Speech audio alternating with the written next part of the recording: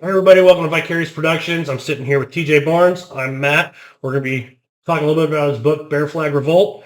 Um, just let you know, I've read this about a dozen times. So these questions that I'm going to be asking are mainly for the audience out there to get to know a little bit more about the book and about TJ himself. I mean, you really are my biggest fan. A little bit of a fanboy, not gonna lie. It is a great book. I am a bit biased, but what can you tell us about you and your background? Let's start out with that. Well, I served in the Army for 8.5 years, finally leaving as an infantry sergeant in a mechanized infantry unit. After that, I became a firefighter for Marin County Fire and fought some of the biggest fires in California for about 7 years, where I met you as in Fire Academy, and we both fought fire together for Shaft's Fire Department. Good times, but I'm glad we're done with those crazy fires now. Yep. So, when was it exactly you began writing this book? Because I know people are going to read it and see a lot of correlations to what has happened in politics in the country in the last 4 years and be like, oh, he's kind of ripping it off. But me being myself, I know it was before then. So, can you discuss with the audience when this began? Yeah, I think it was probably sometime around late 2017 or early 2018 is when I started. It's hard to remember. Took me about 2 years to write the book. I know you had been doing some of the voice to text when you were driving around, had some free time. And That's right. that was a little bit of a thing for you to figure out in technology, I tell you what.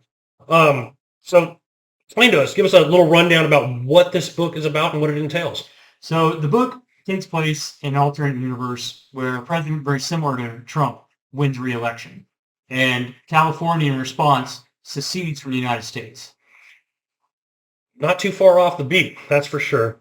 Where was your inspiration for this? It was actually a Facebook argument. Really? Yeah, somebody on Facebook said California should secede. It's its own country because they're so just dissatisfied with the country and what things were going. And they said, hey, like here's why California be its own country. And I think that a lot of people assume that there would be no war, that the United States would just let California leave, and that's just not how things would go. Okay. So for your research for this book, I know you have a military background yourself, and you're obviously familiar with the state of California and everything. What else did you use for research on this? Well, so I sort of looked through, first of all, our contemporary American Civil War.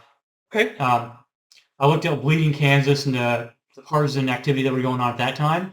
Also looked at modern war because warfare has changed since 1865. I think we can all agree. And so we started to get into a lot more of low-intensity conflicts. And so I looked at like Georgia, Somalia, Bosnia, the breakup of Yugoslavia in the 90s, and drew upon different experiences that would be like. Speaking of experiences, what do you think of your personal experiences did you really draw upon to put into this book? I did. Yeah. As a firefighter, what it's like to see people running and fleeing from the fires. And in fact, when I was on the Sonoma fire in 2017, the firestorm Yes, I do. where like almost all of Sonoma burned up, it seemed like. Well, for about 4 or 5 days, we didn't have any maps. We didn't have any idea where the fires were, which fires were in the areas, because there was 30 fires, I think. We didn't know which resources were near our area. And so we just were kind of we're just following directives of whatever chief happened to be in the area, and we were just going from different neighborhood to neighborhood, saving neighborhood. I thought, wow, this is just what it would be like in combat again, where you don't know what's going on, you don't know what the plan is, you just know you got some fighting to do. Yeah, I remember comms out there were a big issue and visibility. And my aunt and uncle, they lived in Petaluma at the time, and they didn't know where the fire was. They didn't know if they were going to evacuate. And so I thought that's what it would be like if there was a war in a lone soil. Really good. I like that. Well, besides being from California, what made you decide to use California as the state that was separating from the rest of the United States? Well, I chose California because it has a supermajority of Democrats in Congress, the state Senate and the Assembly. And so I think with them having that large majority, they might actually be able to get enough support to do it. Okay.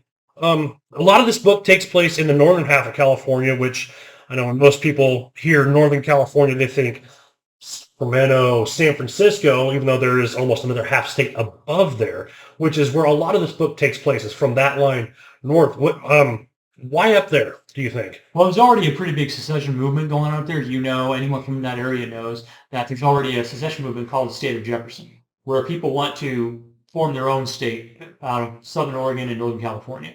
Also, the Greater Idaho. Yep, the Greater There's Idaho another is big movement. now. So let's kind of dive into some of the characters here. I'm just going to touch on a couple of them. Tell me about Josh Swayze, So Josh main Swayze, guy in the book here. yeah, Josh Swayze is kind of the main guy. He is a former infantry NCO, and he basically is fighting for the Patriot side, pro United States side, as a partisan against the California government. The Rebels. The rebels, yeah. Thanks. So also tell me about Lucas Wilder. So Lucas Wilder is a drug dealer up in Susanville, and he is just trying to run guns and drugs across the border, trying to make money for himself. He's got no skin in the fight. He's just trying to profit off the chaos and confusion going on. Do the best he can with what he's got. All right. Kind of like some people we know. Quite a few of them. Javier Ramirez. So I wanted his perspective because Javier's an immigrant. He and his family fled the Nicaraguan Civil War, and so I thought that'd be interesting to have the side of most Californians who just want to keep their family safe and keep out of the fight. Gotcha. And his daughter starts off and becomes a pretty prominent character towards the second half of the book, Marissa Ramirez. So she is kind of that typical Gen Zer social justice warrior, and I wanted to see how her perspective changes on once she's confronted the reality of what she supports, if she still supports it and sees the hardship that her ideals are putting the country through. And a lot of these characters, very relatable in today's society. I think you pretty much covered almost every aspect of political, religious, everything view of what this whole thing would be about. You did a really good job scoping that around. So what would you say the overall message of the book would be? Well, I wanted people to kind of take a step back and realize that we need to talk to each other again. You know, I think it's pretty easy to watch the 2 or 3 news stations and news channels and think, okay, like these people are just reprehensible. There's no coming back from it. But I think that we need to accept that we both sides really want what's best for the country. We just have to figure out a way to go forward together. Communication. You seem to run into that problem no matter where you go. Just like on fire. Well, sometimes. So, you got to ask for our viewers out there, are you doing a sequel? Yeah, I think I left it open-ended. There's room for a sequel. I just have a lot of projects on my plate right now. Starting a channel, starting a business. But definitely if the interest is there, I think there will be a second book. Well, I don't know about the audience out there, but for me, you got to do it. Great book.